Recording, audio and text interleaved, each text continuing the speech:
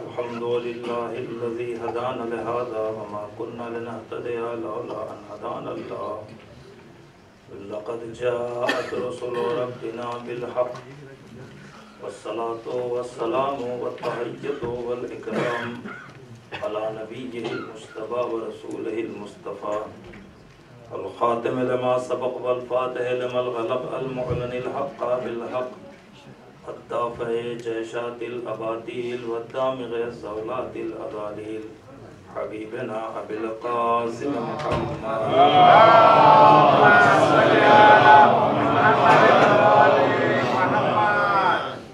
व अला इत्रतिहि ताहिरा व ज़ुर्रियतिहि नजबाइस सुअदा अल्लज़ीना अज़हबल्लाहु अन्हुमुर रिज्सा व तहहरहुम तत्हीरा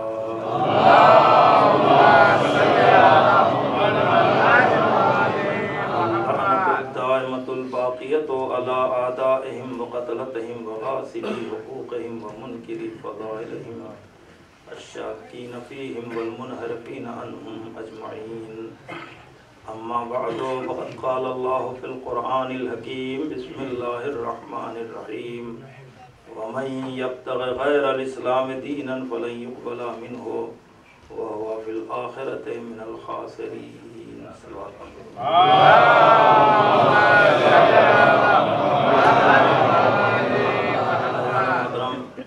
दो मजलिसें हो चुकी हैं, एक मरसिए की और एक जनाब मोहसिन नकवी साहब की, और अब मेरी नौबत आई है। और जाहिर है कि मुझे नहीं पता कितनी देर हमें पढ़ना है, तो आप सुनते रहिए, मैं पढ़ता रहूँगा।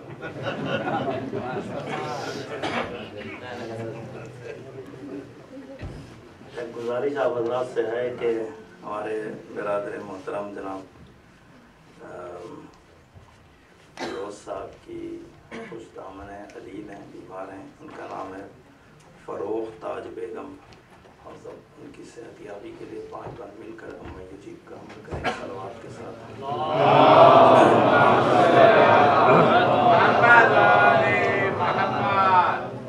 बिस्मिल्लाहिर्रहमानिर्रहीम। अम्मा युजीबुल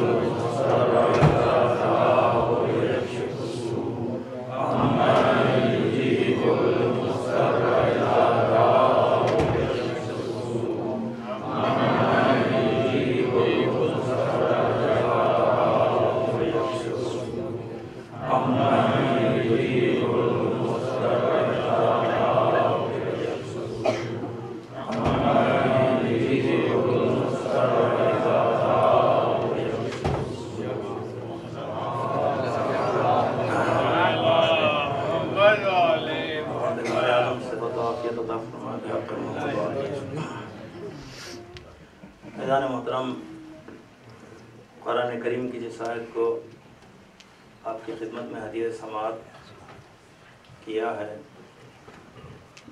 इसी उन्वान पर हमारी 4 रोज़ा गुफ्तगू आपके सामने होती रहेगी। हर इस वक्त काफ़ी वक्त हो चुका है और कल आप हजरात को जॉब पर भी जाना होगा। ये आपका बेपनाह जज्बा है और अहले बैत तय्यबीन ताहीरीन अलैहिस्सलाम से आपकी वाबस्तगी है कि आपने सारी जिम्मेदारियों को और सारे उमूर को पसे पुश डालकर यहाँ तशरीफ़ लाए हैं उस गम में शिरकत करने के लिए जो गम मखदूम कायनात है। कुरान करीम की जिस आयत करीमा को आपकी खिदमत में हदिया किया है, इसमें इरशाद हो रहा है कि इस्लाम के अलावा किसी और दीन को चाहा तो वो कबूल न किया जाएगा और ऐसा इंसान आखिरत के दिन घाटा उठाने वालों में से होगा। इसी सिलसिले की आयत इस तरह से भी कुरान करीम में है कि इन्नद्दीन इंदल्लाहिल इस्लाम, अल्लाह के नज़दीक दीन इस्लाम है। बहुत सौ ने इसका तर्जमा किया है कि अल्लाह के नज़दीक पसंदीदा दीन इस्लाम है, लेकिन जाहिर है कि ये तब कहा जाता जब बहुत से अदियान होते उसमें से एक का इंतखाब करना होता। लेकिन ये दीन अल्लाह का बनाया हुआ दीन है और यही बस एक दीन है, तो यहाँ पर पसंदीदगी और नापसंदीदगी का कोई सवाल नहीं है, बल्कि यही वो दीन है कि जिसको इंसान समझ ले तो उसकी नजात के लिए काफ़ी है। अज़ीज़ान मोहतरम, इस दीन का मुतालबा परवरदिगार आलम ने किसी और मखलूक से नहीं किया है। अगर इस दीन का मुतालबा है तो सिर्फ उनसे कि जिनको अल्लाह ने जौहर अक्ल अता किया है। इस दीन का मुतालबा इंसानों से है, वो इंसान कि जिसको अल्लाह ने इस शान के साथ इस कायनात में भेजा कि जब उसकी तख्लीक की है तो अपनी सन्नाई का कसीदा पढ़ा है। तबारकल्लाहु अहसनुल खालिकीन, बाबरकत है वो परवरदिगार जो बेहतरीन खालिक है। तो अगर इंसान को पैदा करके वो खुद को बेहतरीन खालिक कह सकता है, तो जिस मखलूक को पैदा किया है वो बेहतरीन मखलूक क्यों नहीं हो सकती है। अज़ीज़ान मोहतरम, अल्लाह ने इंसान को पैदा किया, बेइंतहा सलाहियतें अता की, बेइंतहा कमालात अता किए, और जाहिर है कि ये इंसान तमाम मखलूक़ात में बुलंद तरीन दर्जे का मालिक है, बुलंद तरीन शरफ का मालिक है। लेकिन इस इंसान की हकीकत व माहियत क्या है? इस इंसान को परवरदिगार आलम ने किस चीज़ से पैदा किया है? अजीज़ों, आपने देखा कि कभी इंसान को पैदा करना हुआ तो मलाइका ने एहतजाज किया, ऐसे को बनाएगा जो ज़मीन पर जाकर खूरेज़ी व फसाद करें।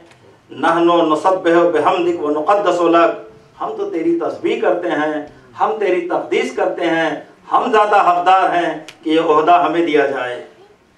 और अजीज़ों, यही वो इंसान था कि जिसके मुकाबले में कभी शैतान आकर ये कहता है, खलक़तनी मिन नार व खलक़तहु मिन तीन, तूने मुझे आग से बनाया है, इसे मिट्टी से बनाया है। ये बात क्यों कही जा रही है?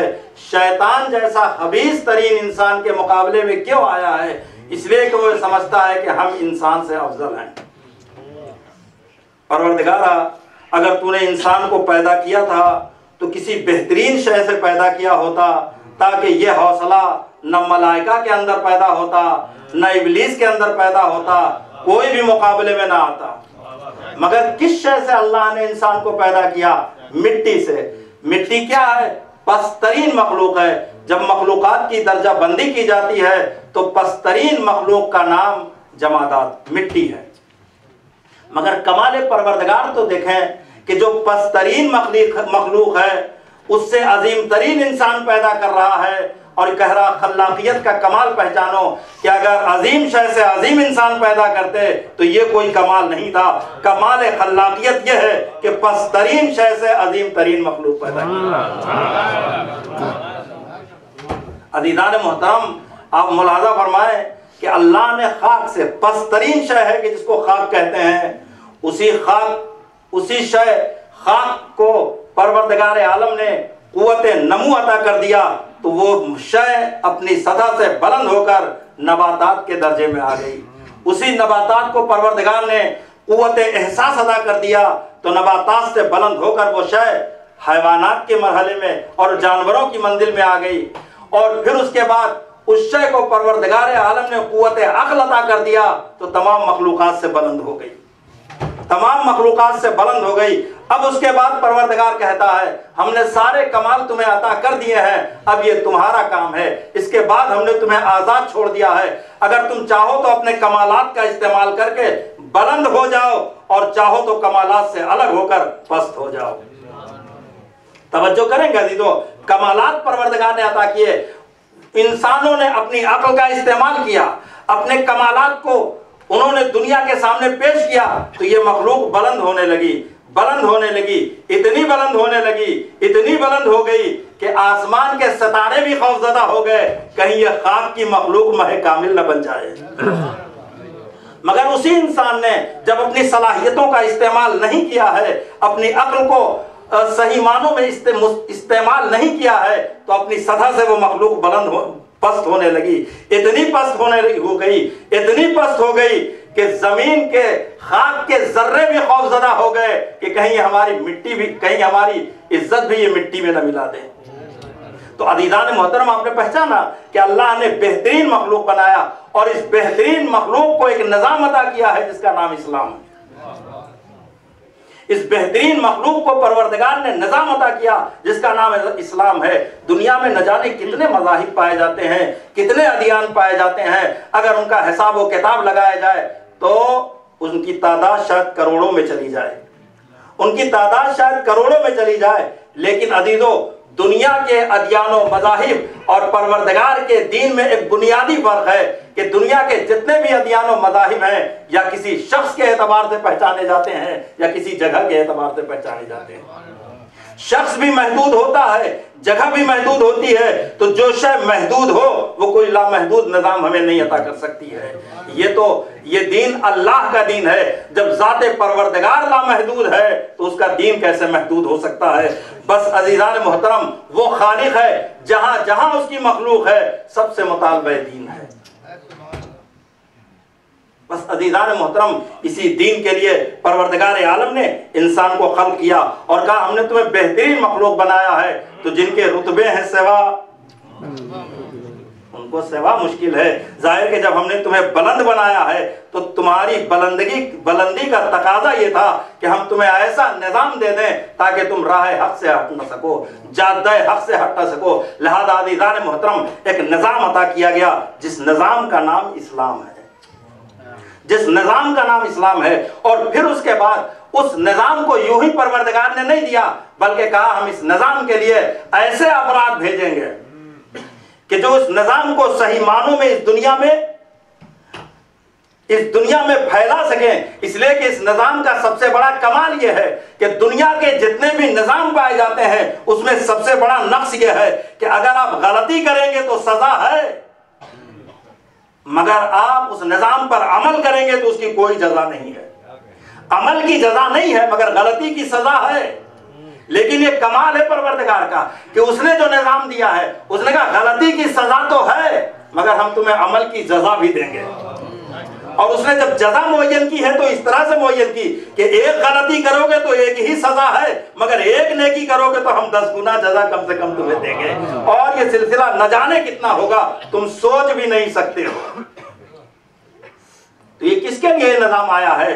इंसान के लिए आया है। वो इंसान जो साहबे अक्ल है, वो इंसान जो साहबे फिक्र है, वो इंसान जो बेहतरीन मखलूक है, वो इंसान के जिसको पैदा करके परवरदिगार आलम ने अपनी सन्नाई का कसीदा पढ़ा है। तो अजीजों, इसी से अंदाजा लगाइए, जब इंसान इतना अजीम है तो जो इंसान की हिदायत के लिए आया होगा उसकी अजमतों का क्या आलम होगा, उसकी अजमतों का कितना करम है परवरदिगार का। जरा परवरदिगार के करम का तो अंदाजा लगाएं कि अज़ीज़ान मोहतरम, उसने इतनी नेमतें हमें अता की हैं कि हम अगर उसकी नेमतों को शुमार भी करना चाहे तो शुमार नहीं कर सकते। उसने इतनी नेमतें हमें अता की हैं और ये सारी नेमतें उसने तब दी हैं जब हमें मांगने का सलीका भी नहीं आता था, जब हमें लेने का तरीका भी नहीं आता था, तब उसने नेमतें दी हैं। और अज़ीज़ान मोहतरम, अजीब बात है कि उसने नेमतें तो अता की हैं मगर उन तमाम नेमतों में उसने कुछ नेमतों का खुसूसी तौर से तस्करा किया है। उसने कुरान करीम में अपनी नेमतों के बारे में जिक्र किया है कि इन तादू नेमतल्लाह ला तुहसूहा, अगर तुम नेमत इलाही को शुमार करना चाहो तो ऐसा कोई कैलकुलेटर तुम्हारे पास नहीं आया है कि तुम नेमत इलाही को शुमार कर सको। कुरान 1400 साल पहले नाजिल हुआ था। हम मानते हैं उस वक्त ना आपके पास कोई कैलकुलेटर था, ना आपके पास कोई कंप्यूटर था, ना आपके पास हिसाब किताब की कोई मशीन थी। मगर आज के जमाने में जो टेक्नोलॉजी का जमाना कहा जाता है, जो साइंस का जमाना कहा जाता है, सारी चीजें आ गई हैं। जरा कोई नेमते परवरदिगार को शुमार करके तो बताए, कोई नेमाते इलाही को शुमार करके तो बताए। अजीजान मोहतरम, इंसान मजबूर है, नेमाते परवरदिगार को शुमार नहीं कर सकता। तो अजीजों, आप पहचाने कितना करीब है वो परवरदिगार जो बगैर मांगे इतनी नेमतें दे सकता है। मांगोगे तो कितनी नेमत वो अता करेगा।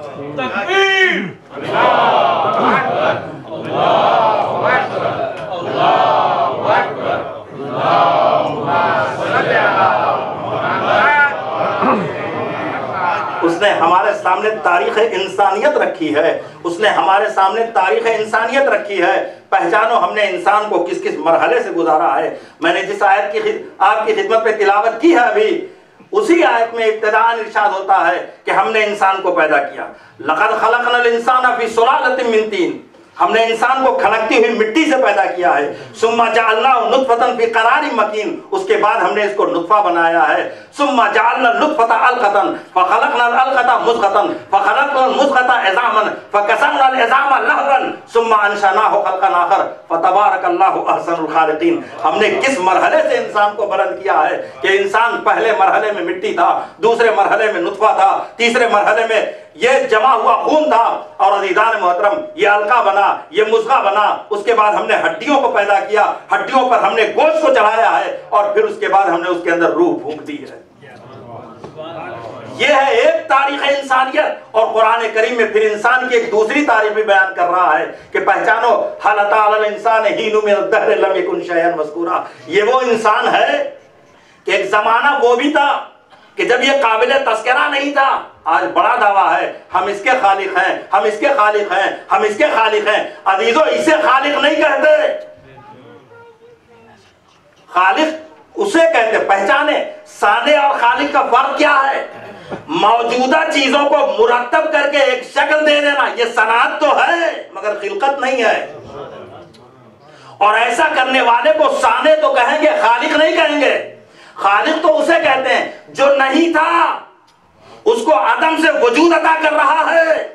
और वो यही कह रहा हल अता अलल इंसान हीन मिन अद-दहर लम यकुन शैअन मज़कूरा। ये तो काबिल तस्करा भी नहीं था, हम इसको कहां से खींचकर और कहां लेकर आए हैं। और अजीजों, कहते कहते वो कहता है लम यकुन शैअन मज़कूरा इन्ना खलक़नल इंसाना मिन नुत्फ़तिन अमशाज, हमने मिले जुले पानी से इनको पैदा किया है। और नब्तलीहि फ़जअलनाहु समीअन बसीरा, हमने इसको दो नेमतें दी हैं। परवरदिगार, एक जगह तो तू ये कह रहा है कि हमारी नेमतों को शुमार करना चाहो तो शुमार नहीं कर सकते, और यहां अपनी दो नेमतों का तस्करा कर रहा है कि हमने इसे समी भी बनाया, हमने इसे बसीर भी बनाया। अज़मत इंसान को पहचाने अजीजों, हमने इसे समी भी बनाया है, हमने इसे बसीर भी बनाया है।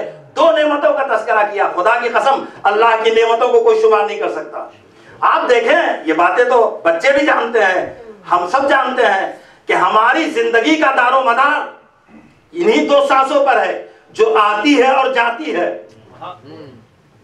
इन्हीं दो सांसों पर है जो आती है और जाती है। एक वो है कि जो अंदर की सारी चीजों को बाहर ले आती है, और दूसरी सांस वो है कि बाहर की सारी खूबियों को, बेहतर आप जानते हैं, इन्हीं सांसों को कि जिस पर हमारी जिंदगी का सारा दारो मदार है, इसी को आप शुमार करके बता दें कितनी है। इसी को आप शुमार करके बता दें। अजीजों, अगर शुमार करने बैठेंगे तो आप उतना ही शुमार कर सकते हैं जितना आप, अगर कोई वाकई बहुत हसास है तो उतनी ही सांसों को शुमार कर सकता है कि जब तक वो जागता हुआ है, जब तक वो बेदार है। मगर जब सो जाएगा उन्हें कैसे शुमार करेगा, उन्हें कैसे बताएगा कितनी सांसें दिन भर में आती हैं और जाती हैं। आप पहचाने, ये खुद एक नेमत है कि नहीं है। मगर परवरदिगार ने किसी नेमत का तस्करा नहीं किया। अगर तस्करा किया है तो कहा है कि हमने दो नेमतें अता की हैं, एक समी और एक बसीर। वो सुनने वाला है और देखने वाला है। एक मुकाम पर तीन नेमतों का तस्करा किया है। इरशाद होता है वल्लाहु अखरजकुम मिन बुतून उम्महातिकुम ला तालमून शैआ वजअल, हमने इंसान को इस कैफियत में पैदा किया है, और वो शिकम मादर से आगोश मादर की तरफ इस तरह से आया है कि वो कुछ भी नहीं जानता था। फिर हमने उसे कुव्वत समाअत अता किया है, कुव्वत बसारत अता किया है और हमने कुव्वत दिल अता किया है। इस दिल के माना सोचने के भी हैं और समझने के भी हैं। यहां पर 3 नेमतों का तस्करा किया है। अब अज़ीज़ान मोहतरम पहचाने आप कि परवरदिगार ने सारी नेमतें तो परवरदिगार ने अता की हैं, मगर तस्करा किया है तो सिर्फ 3 नेमतों का। इसमें कोई तो मसलहत होगी। अब आप पहचाने इंसान को। आज इंसान पैदा हुआ है तो अजीजों 3 सलाहियतों का परवरदिगार ने तस्करा किया है, और तस्करा भी किया है तो बड़ी तरतीब के साथ किया है। पहले कुव्वत समाअत का तस्करा किया है, फिर कुव्वत बसारत का तस्करा किया है, फिर कुव्वत दिल और अकल का उसने इजहार किया है। तीनों सलाहियतों को इस तरतीब के साथ अल्लाह ने बयान किया है और इस तरतीब के साथ उसका तस्करा किया है कि उसके पास पहली जो सलाहियत आई है उसको सुनने वाली कहते हैं, दूसरी सलाहियत आई है उसे देखने वाली कहते हैं, तीसरी सलाहियत आई है उसे सोचने वाली कहते हैं। तवज्जो करेंगे अजीजों। अब आप पहचाने कि जब इंसान पैदा होता है तो सबसे पहले जो सलाहियत लेकर आता है उसको समाअत कहते हैं, सुनने वाली। कुछ दिनों के बाद उसके आंखों में ताकत पैदा होती है तो देखने की सलाहियत होती है, और फिर जब कुछ मंजिलें उम्र की गुजार लेता है तब सोचने और समझने की सलाहियत आती है। सोचने और समझने की सलाहियत आती है। और इसकी सबसे बड़ी दलील ये है कि जैसे ही बच्चा पैदा हुआ फौरन ही उसकी एक कान में अजान कही जाती है, एक कान में अकामत कही जाती है। ये क्यों कहा जा रहा है? यह इस बात की अलामत है कि कुव्वत समाअत तो लेकर आया है, लिहाजा पहला नाम उसकी कान में जाए तो अल्लाह का जाए।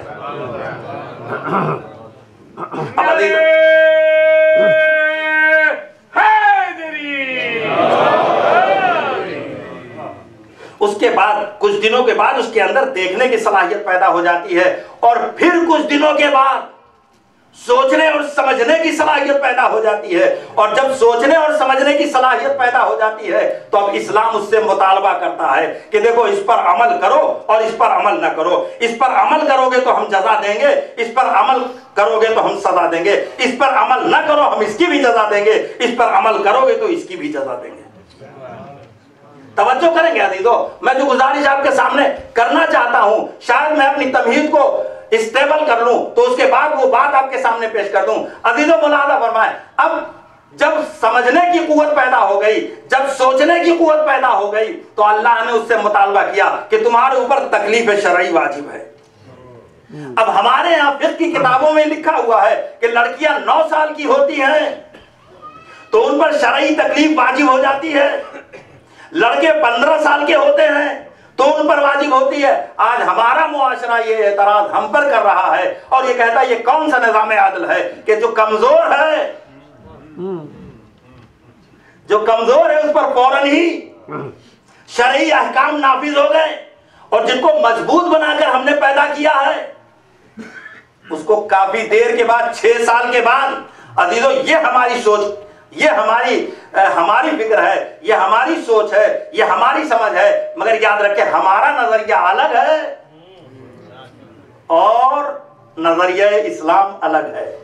हम अपने तौर से सोचते हैं, हम अपने तरीके से सोचते हैं, मगर ये हमारा तरीका अज़ीज़ान मोहतरम आप देखें, आप बाहर चले जाइए गाड़ियां खड़ी हैं, करीब होकर आप गाड़ी को देखेंगे तो कुछ और नजर आएगी। एक 15 और 20 मंजिला बिल्डिंग पर आप खड़े हो जाओ, वहां से उसी गाड़ी को देखें तो कुछ और नजर आएगी। तो देखने का अगर नजरिया बदल जाए तो मसाइल वाज़े हो सकते हैं। बुलूग किसे कहते हैं? तकलीफ शरई के वाजिब होने का मतलब क्या हुआ? इसका मतलब यह हुआ कि वो परवरदिगार जो अभी इनडायरेक्ट गुफ्तगू कर रहा था बंदों से, जैसे ही तकलीफ शरई उस पर हो गई वाजिब, बराह रास्त गुफ्तगू करने लगा, देखो तुम पर नमाज वाजिब है, देखो तुम पर रोजा वाजिब है, देखो तुम पर ये वाजिब है। अज़ीज़ान मोहतरम ये परवरदिगार बराह रास्त उससे खिताब कर रहा है, बराह रास्त उससे गुफ्तगू कर रहा है। तो सोचो अगर परवरदिगार किसी से बराह रास्त गुफ्तगू कर रहा है तो जिससे गुफ्तगू कर रहा है ये उसके लिए शरफ हुआ कि नहीं हुआ, ये उसके लिए इज्जत हुई कि नहीं हुई, ये उसके लिए आनर हुआ कि नहीं हुआ।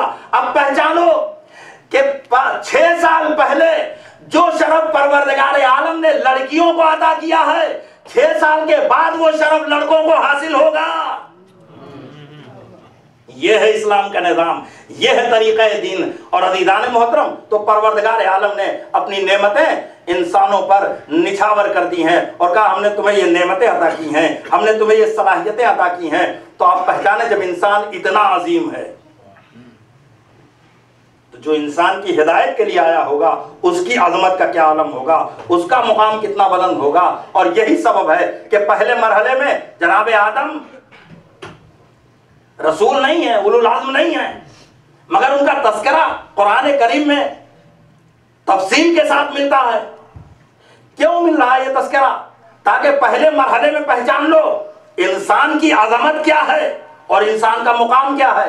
परवरदिगार आलम कह रहा है मैं जमीन पर खलीफा बनाने वाला हूं, इन्नी जालुन फिल अर्ज़ खलीफा, मैं जमीन पर खलीफा बनाने वाला हूं। मलाइका का एहतजाज, ऐसे को बनाएगा जो जमीन पर जाकर खुरेजी व फसाद करे। हम तो तेरी तस्बीह व तहलील करते हैं और ये हक हमारा है। परवरदिगार ने कहा कि इन्नी आलमो माला तालमून, जो मैं जानता हूं वो तुम नहीं जानते। और अब दोनों को मंजिले इम्तिहान में खड़ा किया जाता है। आदम भी खड़े हो रहे हैं, मलाइका भी खड़े हो रहे हैं और दोनों से सवाल पूछा जाता है। तो मलाइका कह के ये पीछे हट गए, सुबहानका ला इल्म लना इल्ला मा अल्लमतना, माबूद हम उतना ही जानते जितना तूने मुझे बताया है, जितना तूने मुझे सिखाया है, उससे ज्यादा हम नहीं जानते। लेकिन आदम अलैहिस्सलाम कामयाब हुए किसके मुकाबले में? का मलक के मुकाबले में। मलक कौन है? का मलक के जो सिफात है वो तो है ही है कि वो मासूम है, वो नूरी है, वो इबादत गुजार है, वो सजदा गुजार हैं, वो तस्बीह करने वाले हैं, वो तहलील करने वाले हैं। ये सारी खूबियां हैं मलाइका में। मगर इन तमाम खूबियों के बावजूद भी परवरदिगार ने अपना नुमाइंदा मलक को नहीं बनाया, आदम को बनाया। मुलाजा करेंगे यदि तो मलक को नहीं बनाया, आदम को बनाया। अब आप पहचान ले कि आदम अगर कामयाब हुए मलक के मुकाबले में तो जाहिर है कि वो सारे कमालात जो मलक के पास थे वो आदम के पास थे। लेकिन जो कामयाबी हुई है वो किस बुनियाद पर हुई? का मैदान इल्म में आदम को कामयाबी हुई, मैदान इल्म में कामयाबी हुई। अब परवरदिगार ये कह रहा है कि पहचानो मलक कौन है। मलक के मानी लुगत में आप अलमुंजिद उठाएं तो मलक के मानी ताकत के हैं और यकीनन ये ताकत वालों का काम है। आप देखें तो ये सारे काम जो है जो परवरदिगार आलम के है, कौन अंजाम दे रहा है? ये बारिश का बरसाना, ये बादलों का एक मुकाम से दूसरे मुकाम पर ले जाना, ये लोगों की रूहों को कब्ज करना, ये रिस्क को तकसीम करना, ये कोई मामूली काम है? तो मलक के मानी ताकत के हैं।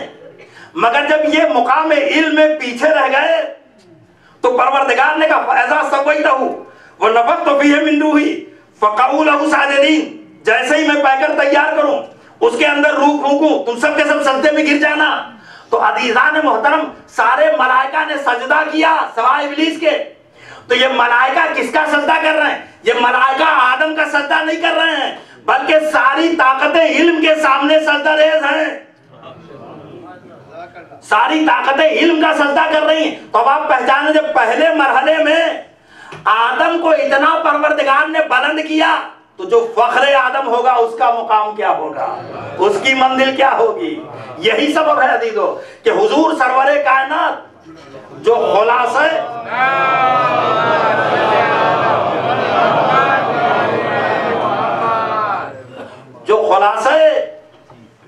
कायनात बनकर इस दुनिया में आए थे कि परवरदिगार कहता मेरे हबीब मैंने आपसे बेहतर किसी को नहीं बनाया। मैं आपसे बेहतर बना तो सकता था मगर मैंने आपसे बेहतर किसी को नहीं बनाया। बना सकता था कहना इस बात की अलामत थी ताकि खल्लाकियत को महदूद न किया जा सके। नहीं बनाना इस बात की अलामत थी कि अज़मत पैगंबर वाज़े हो सके। और यही सबब है कि पैगंबर को इस कायनात में परवरदिगार ने भेजा तो बड़ी शान से भेजा। पहले अपनी तारीफ की, मुझे पहचानो मैं कौन हूं। कहता युसब्बिहु लिल्लाहि मा फिस समावाति व मा फिल अर्ज़ अल मलिकिल कुद्दूसिल अज़ीज़िल हकीम, कि तमाम वो चीजें जो जमीन और आसमान के दरमियान है वो तस्बीह कर रही है उस परवरदिगार की जो मलिक है, कुद्दूस है, अजीज है, हकीम है। इतनी बातें उसने अपने बारे में कही और उसके बाद अब वो परवरदिगार ये कह रहा वो खुदा है जिसने ऐसा रसूल भेजा। वो परवरदिगार है जिसने ऐसा रसूल भेजा है। अब अज़ीज़ान मोहतरम, उस रसूल को भेजा गया, इस कायनात में वो रसूल आया, और अब इस शान के साथ उस रसूल को परवरदिगार आलम ने इस कायनात में भेजा, अज़मतें उसकी बयान की, मरातिब उसके बयान किए, और बयान करने के बाद भेजा है जिस माहौल में, तो कहता है कि हुवल्लज़ी बअसा फिल उम्मीईन रसूलन मिनहुम, वो है कि जिसने उम्मीईन में रसूल बनाकर भेजा है। और पहचाने कि जिस माहौल में, अगर उसको उम्मीन से मुराद जाहिर है कि उम्मुल कुरा, हमारे यहाँ मुफस्सरीन ने इससे मक्का मुराद लिया है कि मक्के में भेजा है। तो मक्के में जब हुजूर को भेजा है तो मक्के के हालात कुछ बहुत अच्छे नहीं थे, तब पढ़े लिखे नहीं थे, बल्कि हमें तो यहां तक मिलता है किताबों में कि अगर पढ़े लिखों की तादाद देखी जाए तो ये 19-20 से ज्यादा नहीं होती है। इतने कम पढ़े लिखे और इतने कम पढ़े लिखों में इतना अजीम रसूल भेजा जा रहा है। वो जब सब के सब जाहिल थोड़े से पढ़े लिखे हैं, मक्का कोई देहात नहीं है, कोई करिया नहीं है, कोई छोटी सी जगह नहीं, मक्का एक शहर है जहां उस वक्त भी एक बड़ी आबादी रहती थी, वहां पर रसूल को भेजा गया। ये वो रसूल जहां अजमतें आकर खत्म हो जाती हैं, उसको भेजा गया। माबूद जब पढ़े लिखे नहीं, सब जाहिल हैं, तो किसी जाहिल को भेज दी, किसी मामूली पढ़े लिखे को भेज देता। हमारे यहाँ तालीम का निज़ाम यह है कि जो कोई प्राइमरी में पढ़ता है उसके लिए जो टीचर होता है उसी एतबार से होता है, मामूली सलाहियत रखने वाला। मगर वही लड़के जब पढ़कर यूनिवर्सिटी जाते हैं तो उनके लिए जो उस्ताद रखा जाता है उनके मेयार का रखा जाता है, इसलिए कि वो यूनिवर्सिटी के स्टूडेंट हैं, पढ़े लिखे लोग हैं। लिहाजा वहां पर ये प्राइमरी स्कूल वाला नहीं चलेगा, ये हाई स्कूल वाला नहीं चलेगा, वहां तो पढ़ा लिखा हाई क्वालिफाइड चाहिएगा। तो अज़ीज़ान मोहतरम, जब पढ़े लिखे नहीं है तो रसूल को क्यों भेजा? किसी मामूली से पढ़े लिखे रसूल को भेज देता। मगर परवरदिगार कह रहा, पहचानो, मैंने अपने हबीब को मक्के में भेजा है, मक्के वालों के लिए नहीं भेजा है। मक्के में भेजा, मक्के वालों के लिए नहीं भेजा है। लिहाजा याद रखो कि ये पैगाम सिर्फ उस अहद के लिए नहीं है, बल्कि कयामत तक के लिए ये रसूल बनकर आया है। अब दुनिया जैसे जैसे तरक्की करती जाएगी और दुनिया समझती जाएगी, जब हम इस मुकाम पर हैं तो जो रसूल आया है उसका क्या मुकाम होगा।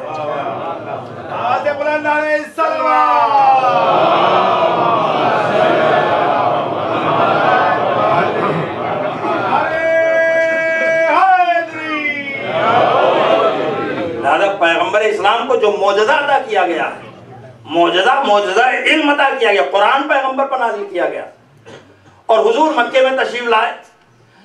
हुजूर ने अपनी तबलीगाती ज़ाहिर वक्त खत्म हो रहा है, आज इस तमहीद को आप समाअत कर लें, इंशाअल्लाह गुफ्तगू कल से शुरू होगी।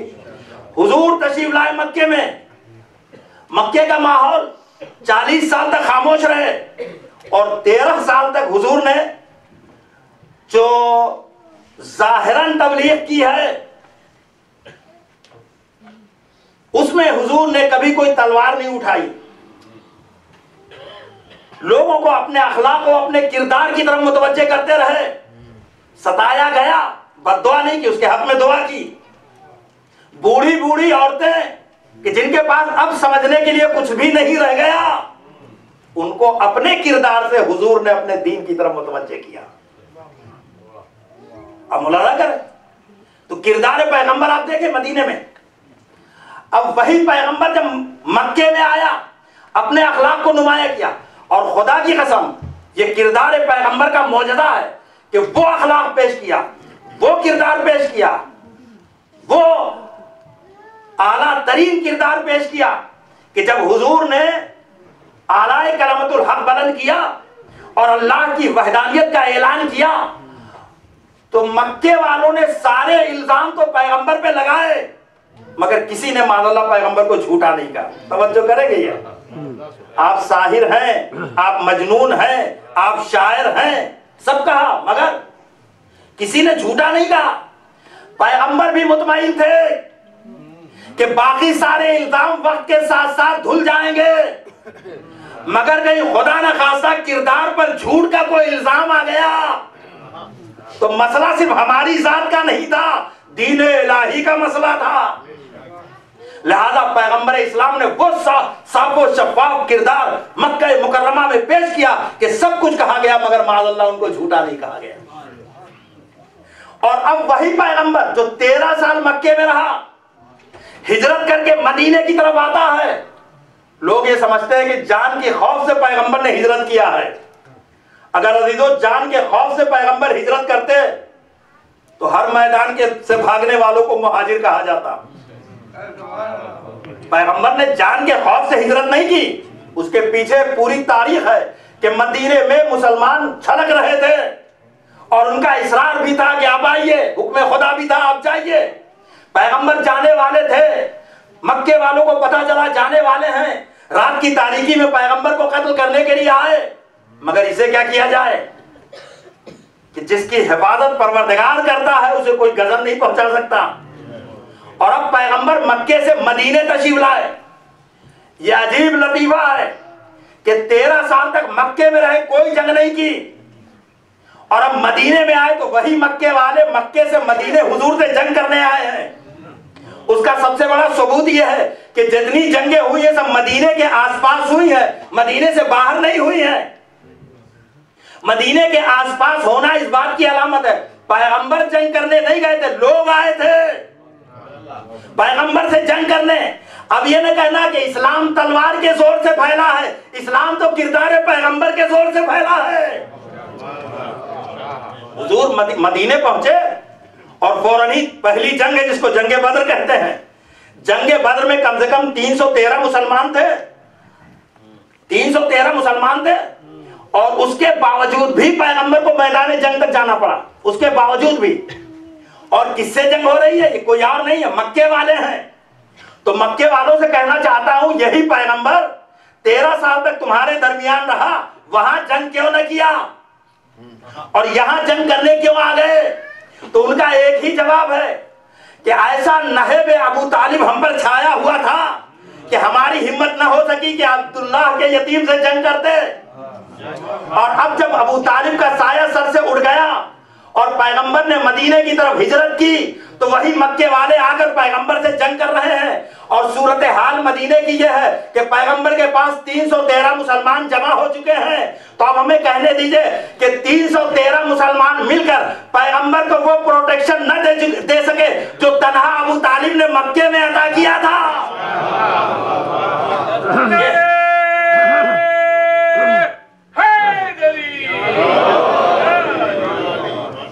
और अजीजों जंगें होती जा रही हैं, कामयाबियां होती जा रही हैं।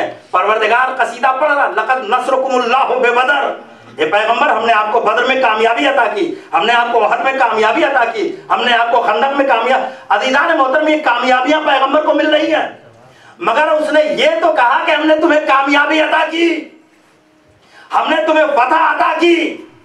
मगर परवरदिगार ने फतह मुबीन नहीं कहा।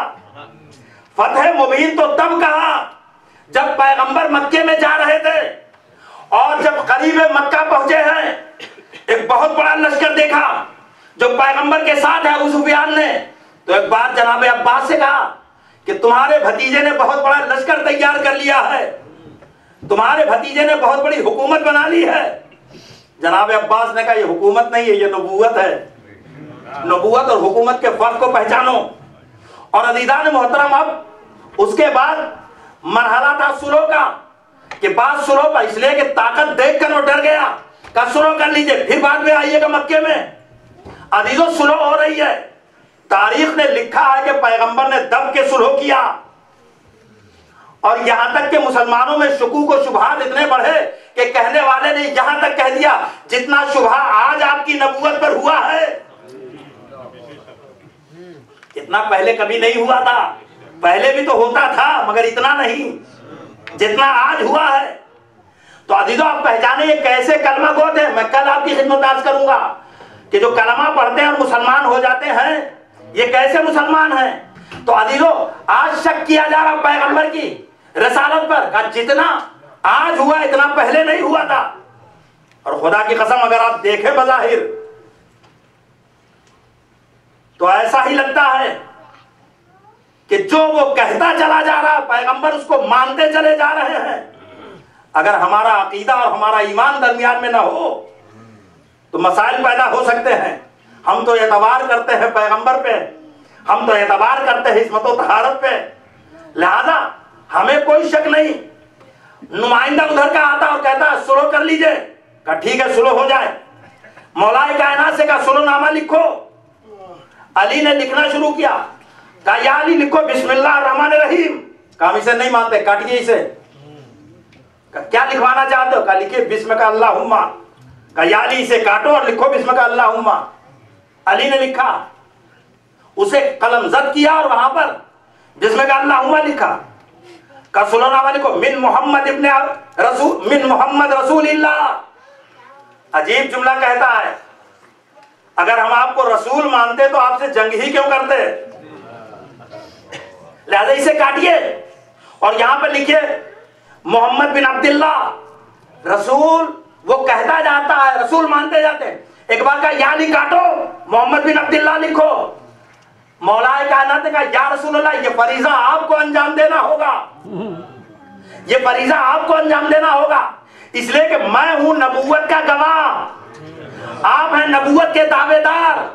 दावेदार अपना दावा वापस ले सकता है मगर गवाह अपनी गवाही वापस नहीं ले सकता है।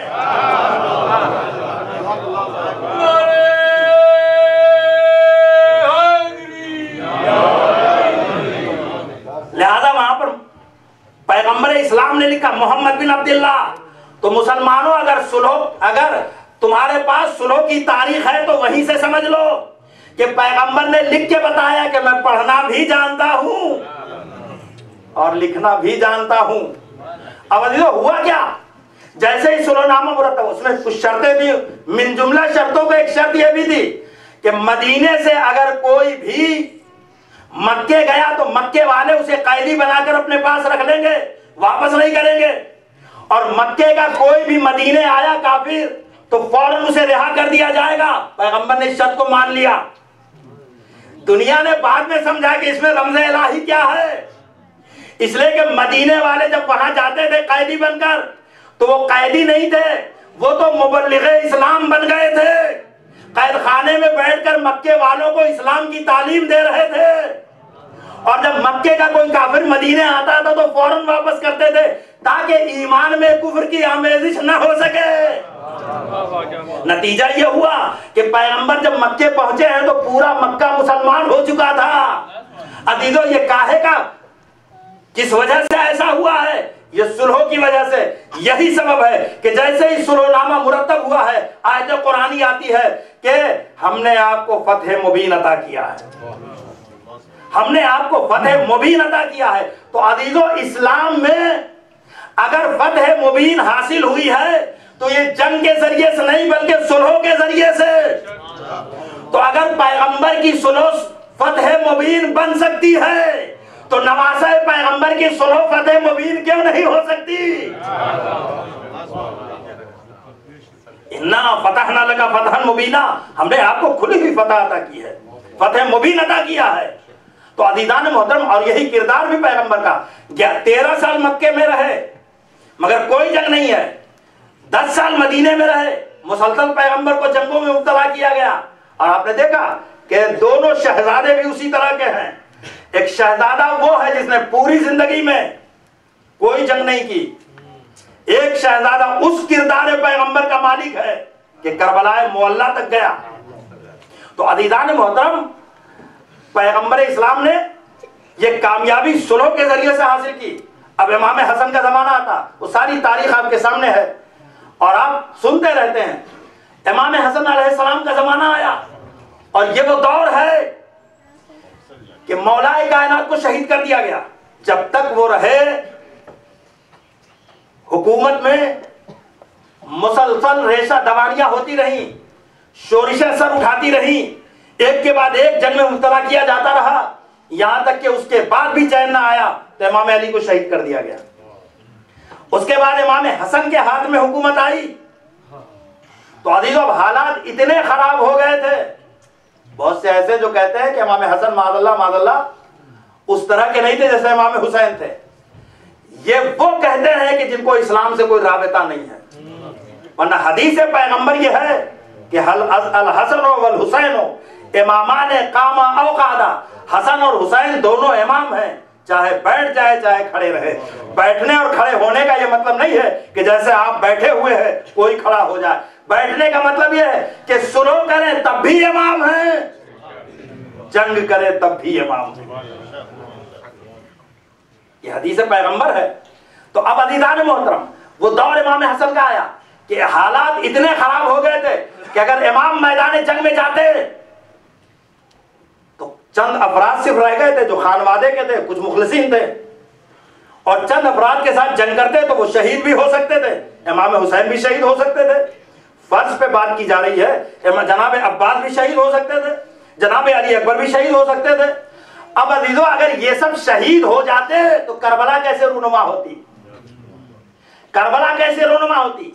तो अब मुझे कहने दीजिए, ये इमाम हसन सुलह नहीं कर रहे हैं, बल्कि इमाम हसन करबला का तहफ्फुज कर रहे हैं। ये करबला को बचाया जा रहा है। वरना आपने देखा, आप सुनते रहते हैं साकिरीन से, और मख्तल की किताबों में मौजूद भी है कि जिस वक्त इमाम जनाब कासिम आए हैं इमाम की खिदमत में और कहने लगे कि चचा मुझे इजाजत दीजिए, तो भाई की निशानी थे, कैसे आसानी से इजाजत देते। और जब बहुत परेशान हुए जनाब कासिम तो बाबा की वसीयत याद आई, बेटा जब बहुत मुस्तर और परेशान होना तो इस तावीज को खोल के पढ़ लेना और उस पर अमल करना। मैं एक बार तावीज को खोला तो उसमें लिखा था, मेरे लाल अपने चचा पर अपनी जान को निसार कर देना। तावीज वो यानी उस तावीज नहीं था बल्कि वो नामा था इमाम हसन का। लेकर खिदमत इमाम में आए और कहा, चचा जरा बाबा की तहरीर तो पढ़िए। इमाम पढ़ते रहे, गिरिया करते रहे। जब कोई इजाजत नहीं मिली तो तारीख कहती है कि एक बार कदमों में बैठकर पैरों को चूमने लगे, इमाम के हाथों को चूमने लगे, चचा इजाजत दे दीजिए। अजीजों, जिस बेटे के अंदर इस कदर शौक़े शहादत हो वो बाप कैसा होगा। बस अरबाब आज़ा, अब मुलादा फरमा, ये है इमाम हसन। लिहाजा आपने सुलह किया तो सुलह भी शर्तों पर होती है। अज़ीज़ान मोहतरम, उधर से व्हाइट पेपर आता है, इधर इमाम ने लिखना शुरू किया। तो क्या आप ये सोचते हैं इमाम ने जो लिखा होगा अबस लिखा होगा? इमाम ने जो लिखा होगा गैर मंतकी बातें लिखी होंगी। इमाम ने बहुत सी चीजें लिखी, बहुत सी शर्तें रखी। उसमें से एक शर्त यह थी कि आज से अमीर शाम कुरान पर भी अमल करेगा, सुन्नत पर भी अमल करेगा। आज से इस बात की अलामत है कि इससे पहले वो अमल नहीं करता था।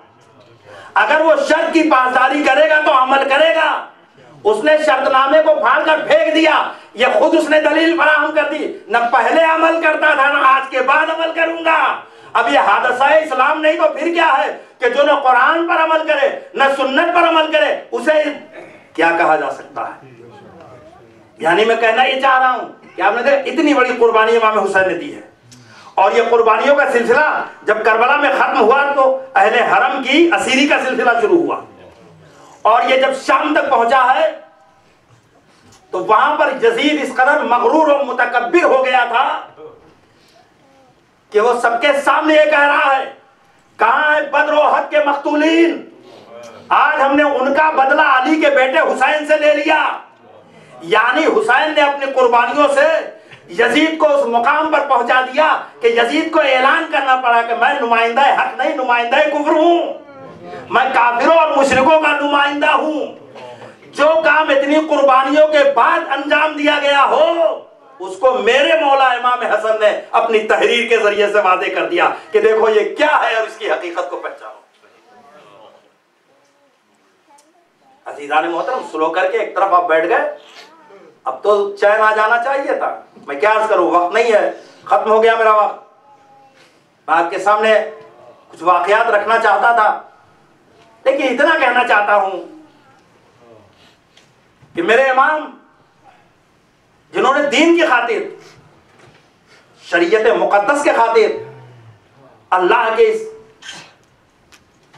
इंतहाई पाकीज़ा मजहब के खातिर सुलह इमाम ने किया ताकि सब कुछ महफूज रहे, लोगों ने इमाम हसन की बेहद तौहीन की। सलाम भी करते तो कहते या मज़ल्लुल मोमिनीन, है मोमिनीन को जलील करने वाले। इससे बड़ी मुसीबत और क्या हो सकती है? गिरिया तो ये है अजीजों। किसी ने कहा मौला आप धोखा खा गए माविया से। इमाम ने कहा खुदा का शुक्र है मैंने धोखा खाया है, धोखा दिया नहीं है। इस्लाम में धोखा देना बुरी बात है, धोखा खाना बुरी बात नहीं है। मगर उस इमाम को जो सुलह करके गोशानशीन हो गया, इत्मीनान से नहीं बैठने दिया, उसके बाद भी रेशा-दवानियां हैं, साजिशें हैं, हरकतें हैं, यहाँ तक के इमाम आली मुकाम को जहर दिया गया।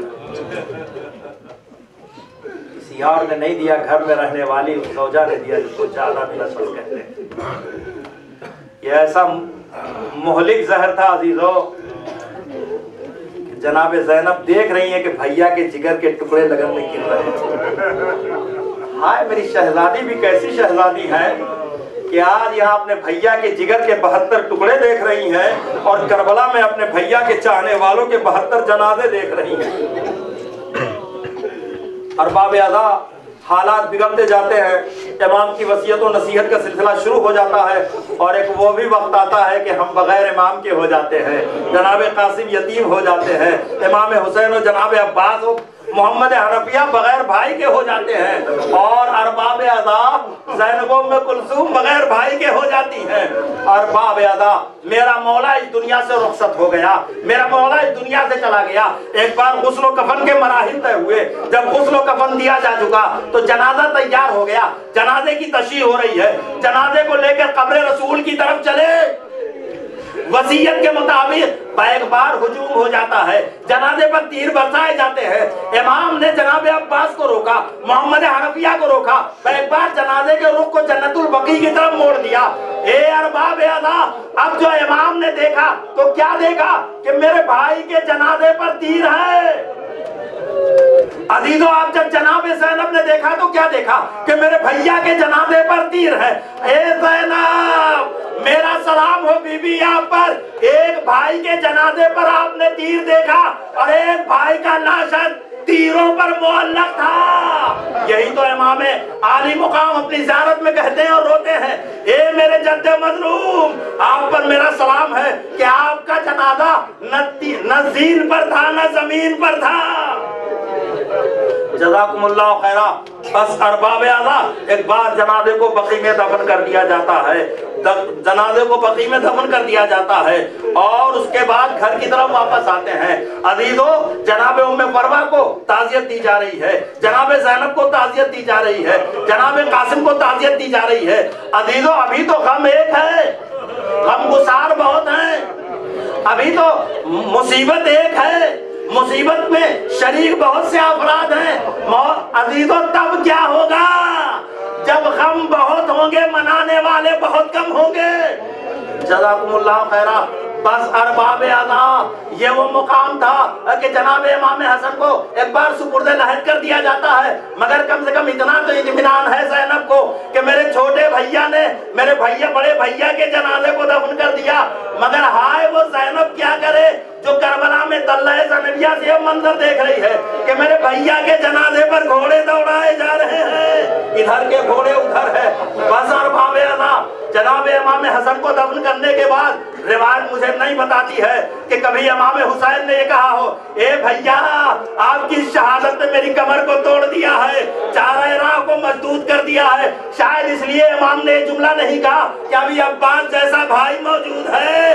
मगर एक बार अजीजों जब फुरात से आवाज आती है या मौला हो अदरिकनी, हुसैन का हाथ कमर पे पड़ गया, अखी अबल फाद अलान इनकसर ज़हरी व क़ल्लत हिलती, ए भैया अब तो कमर टूट गई, चारा राह मजदूद हो गई, अब तो दुश्मन मुझे ताने दे रहे हैं, ए हुसैन तुम्हारा अलमदार कहाँ चला गया। अरबाब अदा दिल चाहता है कहूँ है कासिम, आपको चचा ने तसलियत दिया, आपको फूफियों ने सीने से लगाया, आपको आपकी माँ ने ताज़ियत पेश किया, आप बड़े खुशनसीब हैं, यतीम हुए तो सब मौजूद थे, बिल्कुल एहसास न होने दिया कि बाप का साया सर से उड़ गया। आए करबला में एक हुसैन की यतीमा भी थी। आए कोई ताज़ियत देने वाला नहीं, कोई तसल्ली देने वाला नहीं, शिम्र का तमाचा है और सकीना का रुखसार है। शिम्र ने उन बुंदों को भी छीन लिया जो इमाम ने जनाबे सकीना के कानों में पिन्हाया था। बस आलमुल्लज़ीना ज़लमू